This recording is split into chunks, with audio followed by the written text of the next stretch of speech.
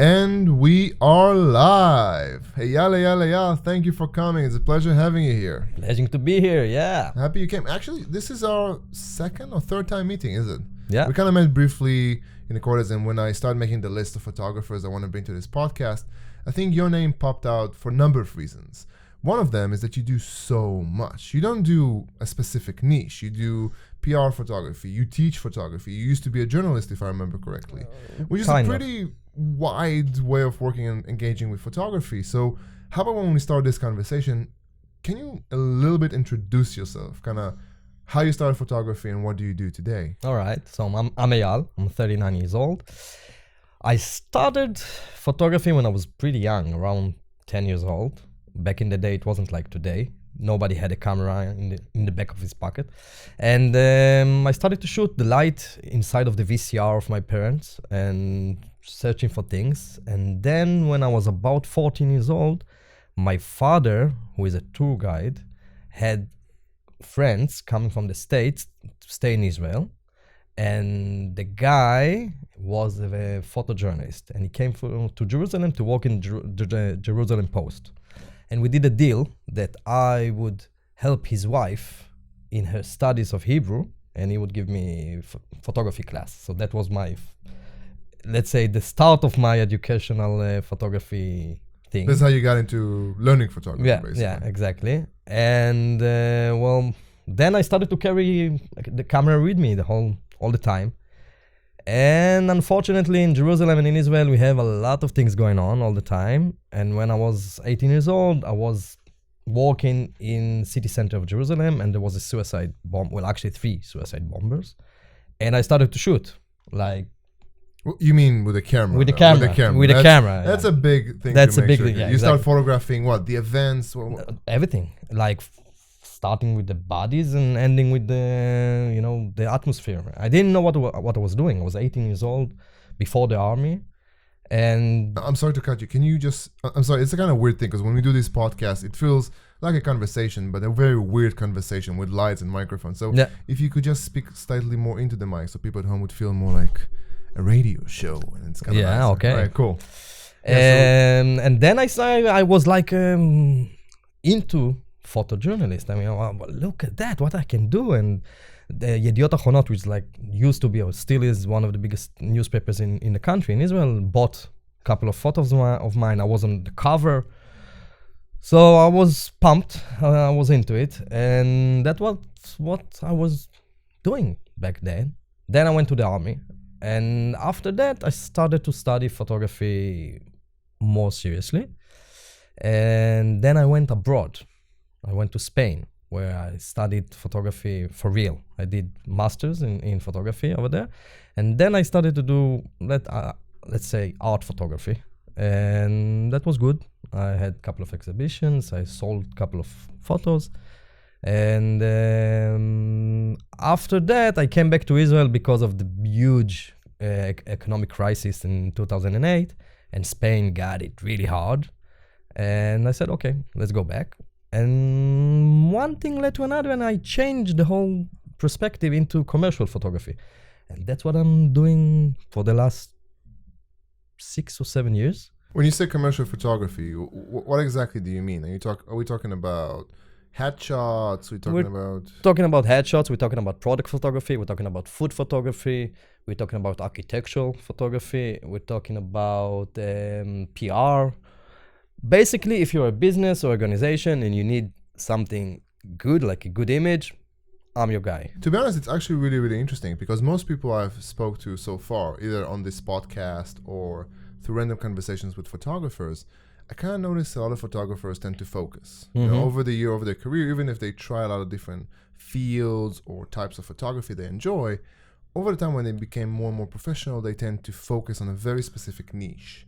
And it seems like you're not doing that. All right, you are all over the place. Well, I got that advice from a lot of people that told me, listen, you need to find something specific. Do just portraits. Do just product. Do something, but stick with that. And as I see things, well, if you know how to shoot, and you understand light, So why not do all of those things? I mean, I just get bored from doing just one thing, you know?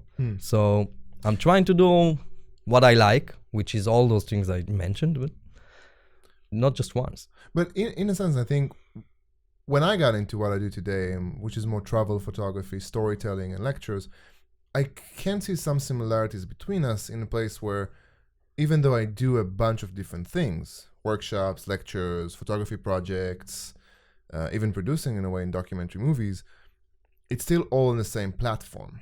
And what you do is a lot of commercial, but all of its sides. I don't see you, correct me if I'm wrong, on the same time when you work on commercial photography, I don't think you're going to be working on landscape photography or more of a journalist. Right. Yeah. So I think you do have some sort of focus, but within that focus, you're quite in depth in many different types of photography.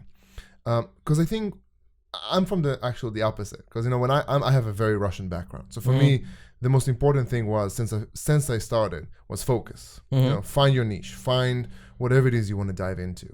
And I think what I was always afraid of becoming was a jack of all but ace of none. And in a way that when you start photography, when you start exploring the art, if you go all over the place, sometimes you get lost. Do you find this as something as problematic for you? First of all, I'm not all over the place. I'm not shooting fashion, for example. I'm not shooting doco. I'm doing, it's more or less the same thing. I mean, architectural, product, food, portraits, it's just light. I mean, if you understand light and you understand camera, I mean, it's the same thing. For me, it's how I see it.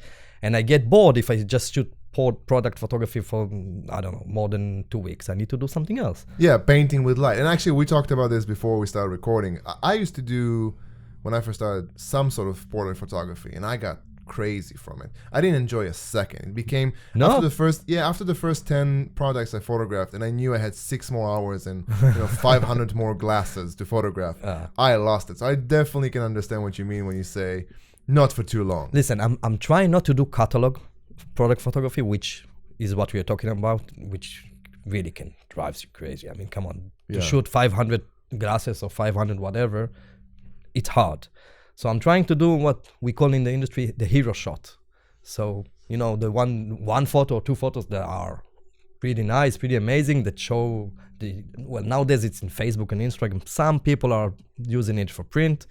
But where you focus like for 3, 4, 5 hours, 6 hours, or maybe 8 hours for one photo, and that photo is just amazing. I mean, this is what I really enjoy. Yeah, I agree. I mean, that's something I found as a common thing for all photographers, like as a commonality, where almost any type of photography have a version of the hero shot, right? That perfect macro shot of a beetle, that perfect documentary portrait, that perfect landscape of a place that actually gets you there. I have a problem with landscape photography, actually. You have a problem?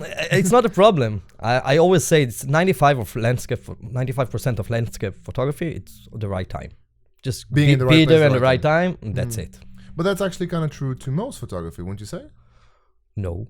Well, not for studio, I would say, but so you're saying also for documentary, it's not true. Landscape. That's it. I mean, you be there sunrise, be there sunset. That's it. You've got it. Well, I'm exaggerating, of course. Yeah, but you get my point, I guess. Yeah, I think what you're referring to is that when you do, there's certain types of photography. I don't think only landscape falls into that category, where the technical aspect of it is very straightforward, right? You find a beautiful spot in the landscape, which I think is the majority of the work, and then all you have to do is to wait for a beautiful sunset, whether it's going to be today or a week from now, a month from now. It has a lot of value to it. But I do think that when you talk about landscape photography, the majority of the work is the exploration, isn't it? Exactly. That's another thing. I mean, if you're talking about that, that's cool. But that's that's the whole story, which is absolutely amazing. But it's just, the photo is a small part of it, and you're talking about the whole experience, which is something else. I agree. And I think, a lot of times I talk to beginner photographers, aspiring photographers, people who just got into the art, just exploring what do they want to do. And I think one of the greatest misconceptions people have when they approach photography is what they see is the same thing the audience see. They see the click, right? If we talked before about the hero shot, most people think, if I was there, I could have done it better. but they see, the final click. Mhm. They don't see the months, weeks, intensive amount of work that got the photographer and the person or landscape or whatever is in front of the camera to that point of making that click. And it's getting worse now. Is it? Yeah, and in the era that we live now, everything is instant. I mean, Yeah. I can show you a series that I did for 8 photos where I worked on it like more than a year, and you will browse it and you will finish, I don't know, in 20 seconds. And you will say, listen, man, it's amazing. But you will finish after 20 seconds. The consumption rate is a lot faster. Yeah. And I don't know, I have a problem with these days. I mean, what's going on with the world, but that's for another. Well, let me ask you this, because you said you first started after you went to your master's degree, which is actually something I would like to ask you about later. But you went first of all for art photography. Yeah. Well, what kind of art did you do? Mostly I dealt with the things that I wanted to say, which were like self-destruction shit. And dealing, I used to use photography as a therapy. And I think that when I finished my therapy on myself with photography, that's when I changed from art to commercial, I think. Maybe, I don't know. I need to ask my shrink about it. I don't know. Oh, that's definitely. What's interesting, because I meant to ask, and I think you answered in a different way, if the reason that the way people consume photography maybe changed the way you dealt with photography. Maybe that was the reason you moved from art. But what you're saying is even more interesting. When you said your first engagement with photography originally came from your intention to work on yourself, your intention to face. No, that would came that be a fair afterwards. thing to say? After your master's. Yeah, I mean during Your master's. Before that, I did all this photojournalist and all those things, but during my studies, yeah, I tried to find my own voice in art photography and art basically, and I think I said what I wanted to say, and I didn't have anything more to say. You got it out of your system and you moved on. I think That's actually quite cool, because most people don't get that closure. I mean, I had another guy on this podcast called Yonatan Nir, and we talked exactly about that, how photography can be a great tool for self-discovery. okay. A great tool to explore the world. And it sounds like what you're referring is exactly to that, where you, at a certain point in your career, you used photography both as an art form, but also as a way to say things that you couldn't say otherwise, as a way to reach out. And but you kind of mentioned that as you were speaking, that you used to be a journalist photographer. Yeah. And then after you went to university for studying photography in an academia way, you changed into art. What would you say was the reason for that transition? I think I was young. I was 18 years old when I did the journalist thing.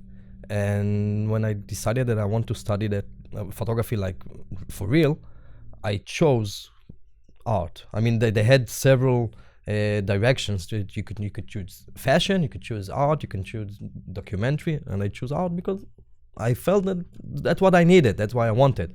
And I don't know if that was exactly the transition, and back then I don't know, it's like 6 or 7 years of difference between those times, so it's hard to say. Yeah, it wasn't a very specific event. It was more of a course of time. Naturally, you gravitate towards doing art. And I think the reason I asked it is that I never got the chance to go to university. For me, I finished high school. I got drafted immediately to the army.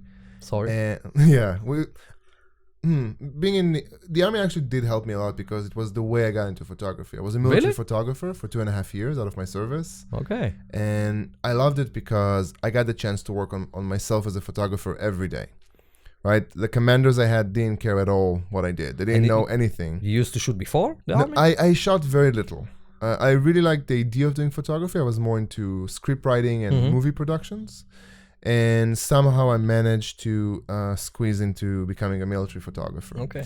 And when I got there, nobody was there to teach me. Nothing. And, people who were in charge didn't care for it at all. So I basically got a camera and a bunch of free time to explore.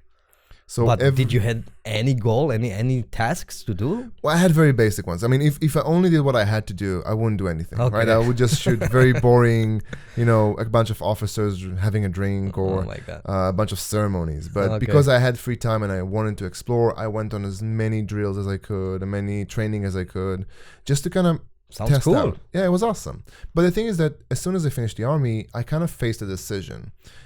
Which I don't know if I'm struggling with today, but I'm definitely spending a lot of time wondering what should I have done back then, or how would my career be different if I did.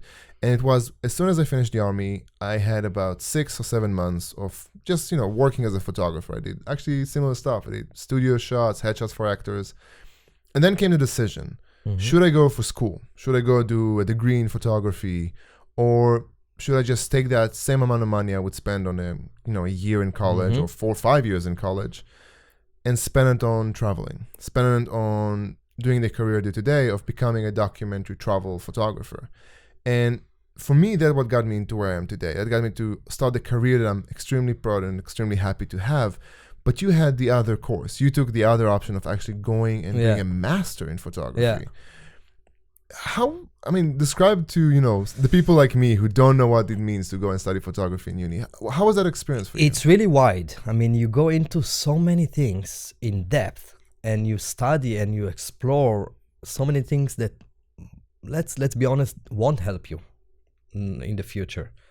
In the industry, like working as a photographer. Things are more theoretical and practical. Yeah, but it's I think everything that if you decide to study in the university, you go for 3 years, 4 years, 5 years, whatever. Everything is so wide. You learn everything from the basics, and you explore and you get into it. And if you take another course and then you study, I don't know, like for a year, like a professional school, you won't get that. So it's a conflict. I don't know what to tell you.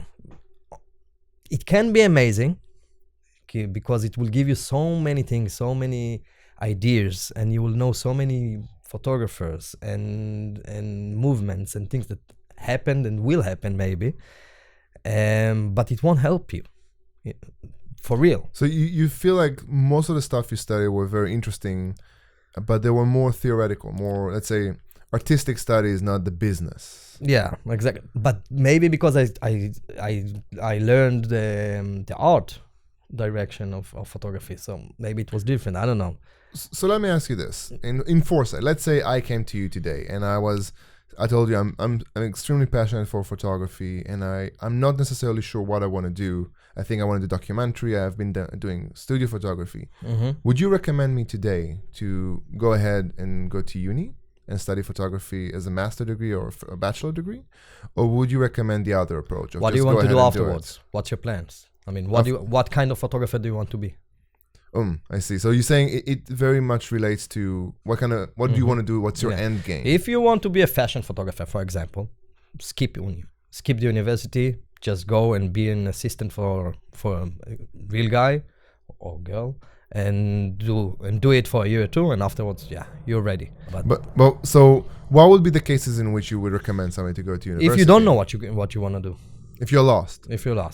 I think that's absolutely true. I've seen so many people who went to study photography in university, and I think most people who really enjoy their time there are people who got focused. It's funny we go back to that because that's how we started this podcast, but I think one of the things that I've seen most people who went to study in university photography is afterwards or during, they figured it out. They figured out whether or not they want to be a photographer, and if so, which type of photography they want to go to. And I think people who are very dedicated or have a relatively clear path in front of them, they want to do photography and they already know they're really into fashion or they're really into cultural photography. Okay. Then just focus. And I think the best advice would be to just focus your time, energy, and budget about growing in that field. Listen, if you take that money that, I don't know how much it costs for a year in the university, take it for 3 or 4 years. Easily tens of thousands of dollars. Yeah, and then take that time and that money and spend it on shooting,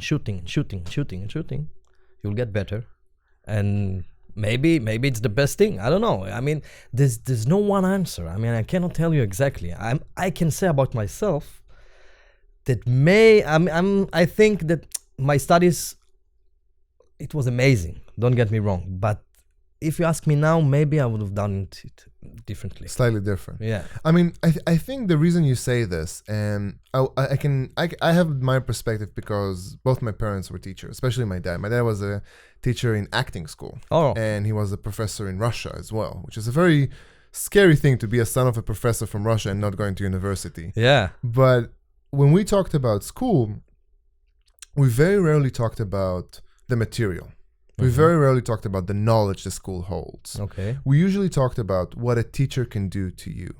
You know, when you have, let's call it a master, when you have somebody you look up to and you want to become like them. But that can be that can be anyone, exactly. Yeah. And I think, you know, for me, I can list numerous amount of people that taught me things I use in photography today, whether it's going to be anthropology, whether it's going to be art, history, or just approach between people.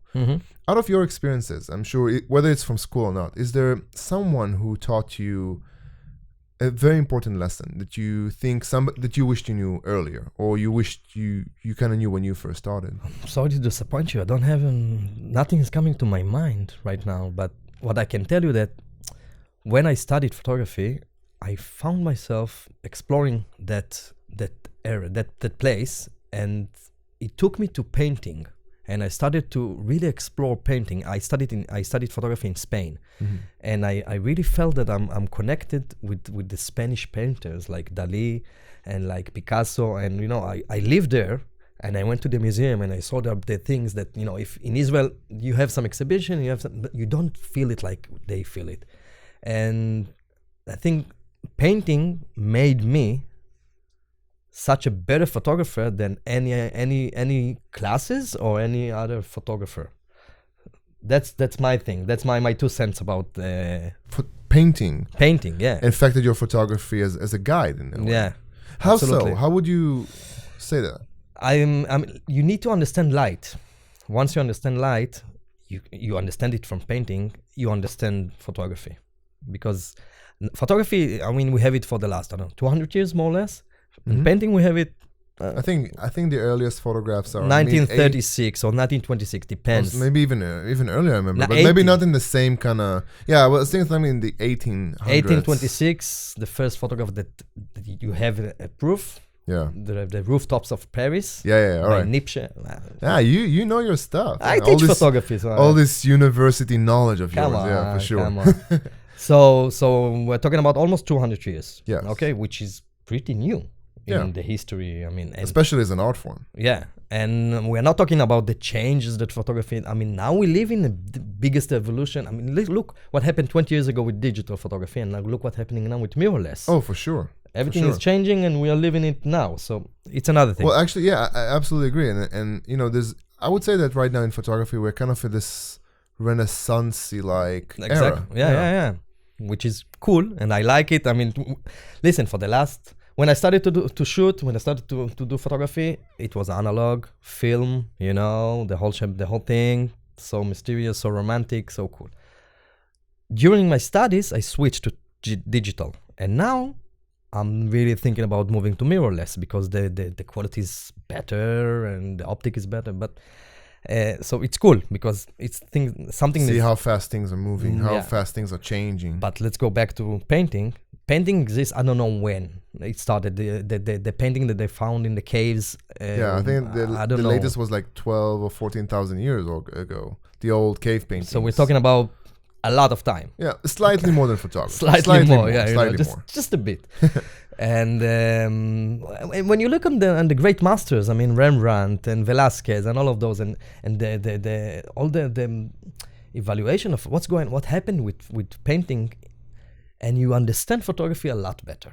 I mean, that's what helped me a lot, and that's what I have to say about it. I mean, that's absolutely, it's really cool because, you know, when I think about painting, I don't think at the end of the day, when you think about paintings, you do think about playing with light and shapes, which is very similar to photography. Yeah. But I would say that one of the biggest similarities between photography and painting is that painters used misshaped of light and forms to convey their messages, and photographers are taking advantage over the existing light in the world to focus, Mm-hmm. right? Okay. To see a situation and say, how can I use the light, the situation, the movement, the what I can read in what's in front of me to convey the message from reality, while painters had a lot more freedom than photographers had. Yeah, and it's a lot harder. It also. is quite a lot harder. Yeah, I mean- Both of them are hard. I don't think any of them would be necessarily easy. I think no, painting it's hard. I mean, Painting is very hard, yeah, for sure. Photography, you need to understand the basics, the technical shit, and afterwards, I mean, come on. Well, I don't know. I mean, there's a lot of photography fields that I would say the technical aspects of photography are almost useless. Or you need to know let's put it this way. I can speak from my experience, right? So Okay. the kind of work that I do, which is, again, more documentary, cultural, storytelling, the technical aspect of my work is maybe 5 to 10%. Yeah, exactly. Maybe, right? If we said before about people who taught us, my best teacher about documentary photography was an anthropologist, right? When I started thinking about cultures not as, a relics that you have to preserve or you have to see, but an actual organic thing that always changes. And you start thinking more about the culture, and you learn, bits of the language. You learn bits of the cultural aspects of how you talk to people. So I would say in many fields of photography, the technical work is not as important as the spirituality of it.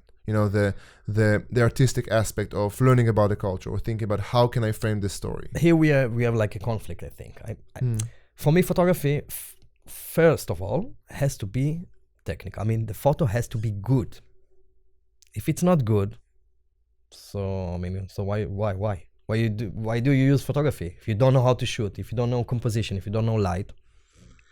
I mean, you said 5 to 10% from your work. I think it's more than that. I mean, I saw your work, man. It's pretty amazing. And thank you. The light is good. The composition is good. It's more than good. So it's more than 5 to 10%. I don't know. I do think that I do. Well, will you come about? Let me think about it this way. I would say that there is definitely a certain threshold you have to go past, right? When you manage to do all your exposures right, focus right, understand which camera goes to which photo shoot and things like that. But yeah, I would keep it at a 10%. I think that the way I work personally is a very focused work. So for me, I can invest all of my photographic time into one image. And most of my projects end up, whether I work on it for 4 or 5 months or if I work for 10 days, I usually end up having almost 10 images out of my projects. So I managed to invest my time properly into making those hero shots, like you said. Yeah. But I don't have anything else. So that's why I would say that 10% of the technical, because the 90% of the time I try to understand what is the hero shot. I try to understand what is the culture I'm working on, what is the story. Yeah, of course. And that's what not the technical aspects of, how can I make sure it's in focus? How can I make sure the colors are right? Okay, once you know your story, you know what you want to say, and you understand what is the hero shot that you want to do, but you don't know how to use the camera, for example. Oh, yeah, that's what I meant. There's definitely a certain threshold. There is a saying, what was it? I forgot the way it's pronounced, but it's basically saying... being able to see a beautiful image and not having the technical ability to capture it is basically being blind. More or right? less. So you imagine it in your head, but if you can't convey it to an audience, you kind of lose the power of photography. I have a problem with this. For example, Nan Golding. You know Nan Golding, the photographer from the States, a female photographer? Well, I don't actually, but... You don't, so you need to check her out. I will. She's pretty known. Anyway, so she used to shoot her life and her friends, and it all was about drugs and alcohol and abuse, and she was beaten by a boyfriend and things like that. And all of her photos, I'm talking about all of her photos, technically are shit. Seriously, not in focus, blurred, underexposed, whatever you want. But the story behind it is so powerful. That's what people say, not my opinion. So it's okay. But for me, it's not cool. I mean, I really need a photo to be good. What's interesting, you're basically saying you want the marriage. You want the perfectly aesthetic technical photos with the story. I mean, if you use photography, do it right. I mean, do it properly. Yeah. That's what I think. I mean, when I teach, I tell my students, listen, first of all, you need to know the technical stuff. Afterwards, break the rules, do whatever you want. But do what you want. Know what you're doing. I mean, okay, so, but we can argue about it. Well, I don't think I absolutely agree. I think that, let's put it this way. I think the question we are asking, or what we are actually arguing on, is not whether or not you should be a technical photographer, or should you know the technicalities of making a great image. I think what you and I are kind of indifferent about is how much. So on a scale, if you divide it to percentages, okay, I would say that a great photographic series, right? Let's say a photography project or a story you're working on, the division between the technical aspect of it and the actual story should be, let's say, about 70% towards the story and the art and the message, and about 30% technicalities, meaning you pass the basic threshold of nice images, and from there it's how deep is the message you want to make. And I think you're on the other side of the fence about that. Yeah, I mean, I'm thinking about your photos. I'm thinking about Steve McCurry photos. I'm thinking about Martin Parr. You know Martin Parr? Yes. The head of Magnum, which are three different kinds. I mean, maybe you and Steve McCurry is more or less in the same field. Well, Steve McCurry is one of my personal heroes. I mean, but yeah. You heard about his scandal? Well, let's finish this one before we jump to another scandal. Even though it's actually related, you're referring to the Photoshop scandal. Yeah, exactly. Yes. So Martin Parr, for example, he takes I think he shoots Leica. I'm not sure about it. Maybe Canon. Doesn't matter. And he uses a flash just on top of the camera, so the light it's not good. But he makes the composition he makes is so good and it's so funny.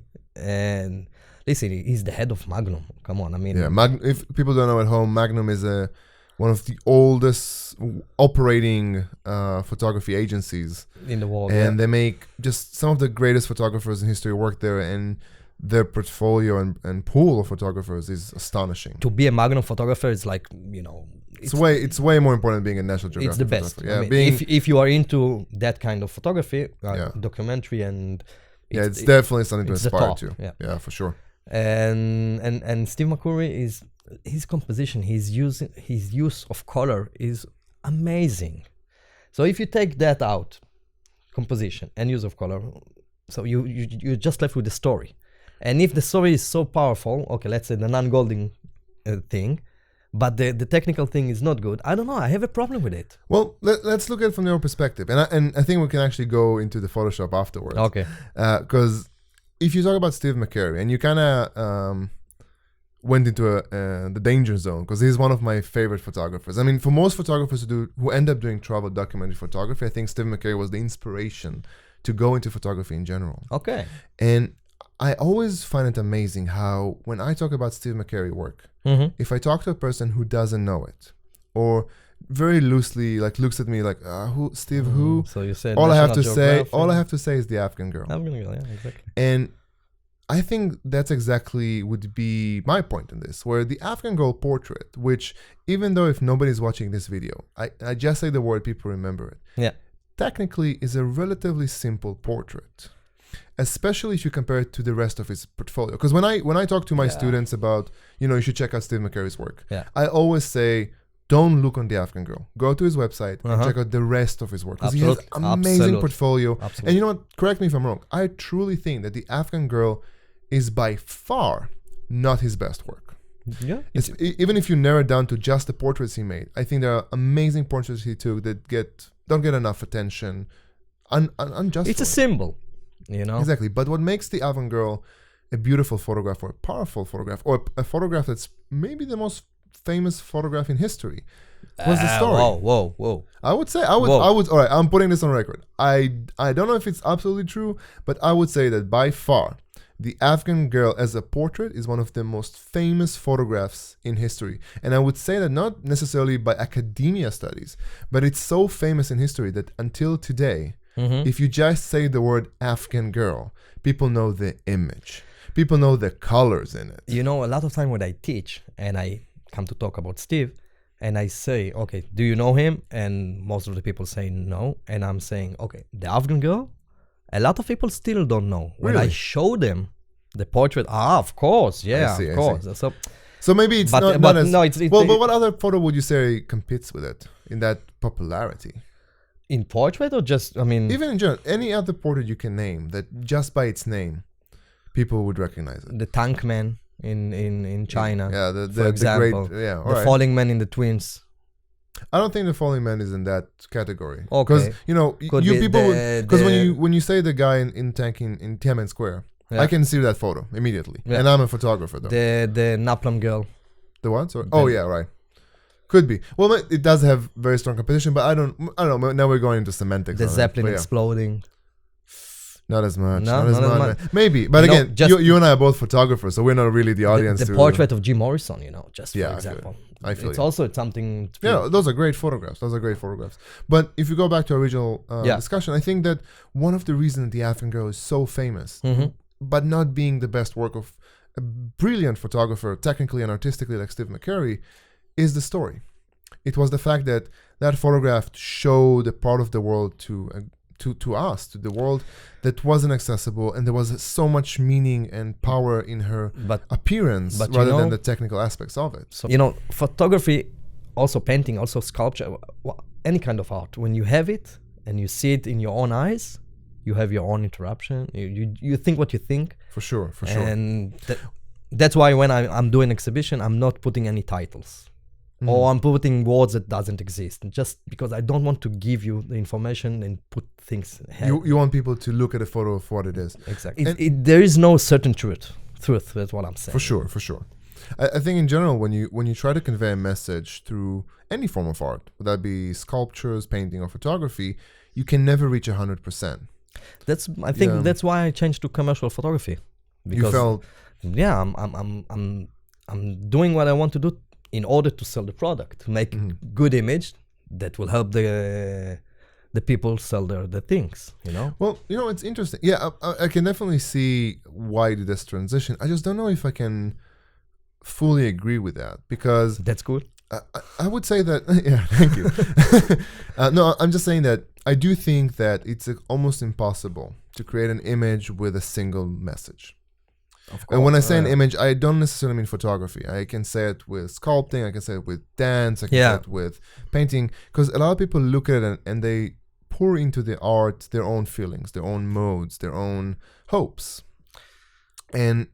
But when you do any kind of art, you kind of rely on percentages, right? You say, all right, this is the message I want to bring. And the way I measure my success is not by does it convey that message to someone, is out of 100 people I show this piece to, out of 1,000, out of 10, how many of them got what I wanted? How many of them saw it and reacted the way I hoped them to react? The question is, are they going to see the photo as it is, or are you giving them some information, something written, or you say to them, that's a question.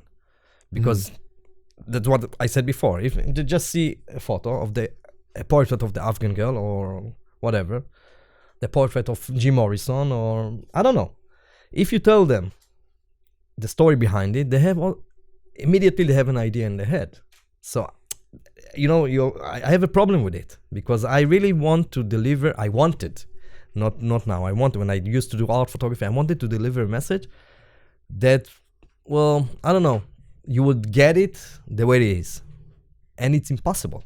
Yeah, it's very, very hard to be, how to say it? I forgot the word for it, but very, very clear. It's very hard, unless you do very simple messages, right? Like, that cat is cute.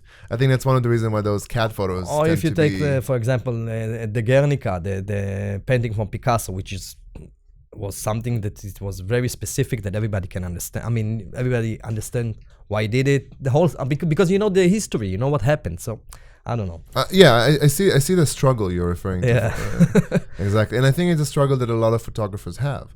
And I think the best answer to photographers who struggle with it is there is no 100%. There is no 100%. Right? You can be relaxed, even if you're not sure if the messages you want to convey, if they go through or not. And I think it's something very reassuring as well, because there's always something to aspire to. Yeah. And so if that's the case, you say there's no hope for art photography? Would you say that? No hope. Whoa. No, there is hope. There is something in it. Do you see yourself going back to it? Like, eventually, I mean, right now you seem to be a lot of commercial work, and treating photography as a business, which is awesome, and it's a great way to go through life Absolutely, in a way. But do you absolutely. see yourself going back to it? Going back to, let's say, more artistic Never say way of never. photography? First of all, never say never. Or you can say never, then do it exactly. Yeah, exactly. I don't see myself in the near future doing it, but never say never. I mean, who knows what happened? I don't have nothing to say now. Yeah, now you're not sure of it. So let me ask you something different, because we've been going around this topic a lot in this podcast. We've been talking about, should you go to school? We talked about messages and about art photography and different perceptions photographers have about it. You mentioned before that you teach photography. You probably see a lot of students, a lot of people who either just got into photography or have been doing it for a while, want to get better understanding, whether that, and correct me if I'm wrong, would that be workshops or personal tutelage? What is the biggest struggle you find today? Because photography, as you said before, changed a lot in the last 10 years, What is the biggest challenges you see students face? That people are focusing on the gear, which is just shoot with whatever you have. It doesn't really matter. That's what I have to say. I mean, people buy that. Let's buy the new camera. Let's buy the new lens. Let's buy come on. Shoot with whatever you've got. I always say that when I started to shoot, I used the crop camera sensor, and the clients paid, and it's a crop camera, which is okay. And so, I mean, just shoot and forget about the gear. GAS, the gear acquisition syndrome that every photographer has. Forget about it. Just shoot with whatever you have, get better at it. And then when you figure out what you want, maybe you should invest in that lens or in that camera, but gear is not photography. The 15 centimeters behind the camera is what makes the photograph. And that Ansel Adams said, not me. Yeah, it's funny because a lot of times, I don't know if people at home notice it, but I think you and I keep agreeing on the same thing, but kind of saying it from different sides about that 50%, that 15 centimeters behind the camera. I don't know how big your head is. Could be 50 centimeters as well.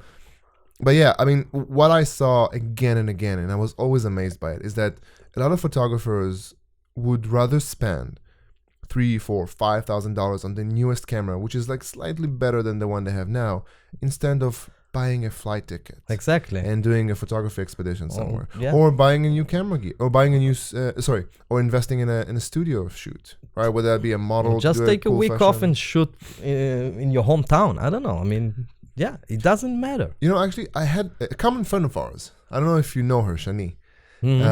We talked not too long ago about how to invest in our future. Okay. And we talked about it from a photography point of view. And we said, she was offered this beautiful spot in an exhibition, which was very expensive to have. In Italy, yes. Yeah. And it was very tricky because even though she got accepted, she had to sponsor her own printing, shipping, hanging, it came down to a ridiculous amount. I think about a few tens of thousands of dollars. Yeah. And when we sat down to figure out how can we help her get this money, how can we help her get this budget, whether it be contacting grants or something, I kind of stopped for a second, and I had the same thing you were talking about now when I was saying, wait, when we're thinking about invest so much money in quote unquote gear, right? An exhibition is basically a type of gear. If we were to spend this amount, let's say we had it right now, let's say I had available to me, $5,000, $10,000 to do something, would that be the smartest thing to do? Or would I be able to use the same amount of money to go ahead and do a huge boost to my portfolio, or a huge boost to the way I present my work to other people? Or would that exhibition is worth the $10,000, or should I do my own exhibition somewhere? You never know. And that's a tricky struggle. Yeah. And I think what you're referring to is exactly doing this math. When you first start photography, let's say you have a budget available to buy a new camera. What did she do? I have no idea. I mean, we sat there for hours talking about it, and then she was like, yeah, that's a good point. and we didn't make any decision. Okay. So I'm really hopeful to see that she made the right one. I don't know what it is the right one, but I'm really hopeful for her to succeed. But if we go back to our original point, is that I think that a lot of photographers who start today shouldn't do the math of, don't buy a new camera, use your phone. Yeah, having a nice camera is fun. Having a DSLR camera, for example, gives you much better control than a pocket camera. Of course. But after a certain threshold, like we said before, you should do the math of, if I were to spend the amount of money it cost me to buy a new lens, if I would save it up, would I be able to enjoy photography more by doing a type of photography is not accessible to me now? I mean, I had a student meet me a couple of days ago, and he said that he doesn't know what else to do. What kind of course should he take? What kind of gear should he buy? And I said, why go to a course? How much is a course? He says $2,000. All right. Okay. Take a week in India. Exactly. One-way ticket, short ticket for a week. You can be in 5-star hotels if you want, if you go remotely enough, and just enjoy, go ahead and meet people. But that's like, that's the big question a lot of people are facing. Should I gain experience or should I gain stuff, with the same money? I mean, you can fly, you can do whatever you want with $2,000. You can buy a new camera. I don't know. That became a very spiritual conversation for a reason. Yeah, next we're going to do a guru teaching for. But that's a big struggle, I think, and I think it's more dominant in the more documentary cultural aspect. Anyway, photography students and photographers are really thinking too much about the gear. So that's the thing. For sure, but you can agree with me that it's probably more dominant in different types of photography, because I'm sure gear is not as important in, let's say, cultural documentary photography as it is in studio or the kind of photography that you do.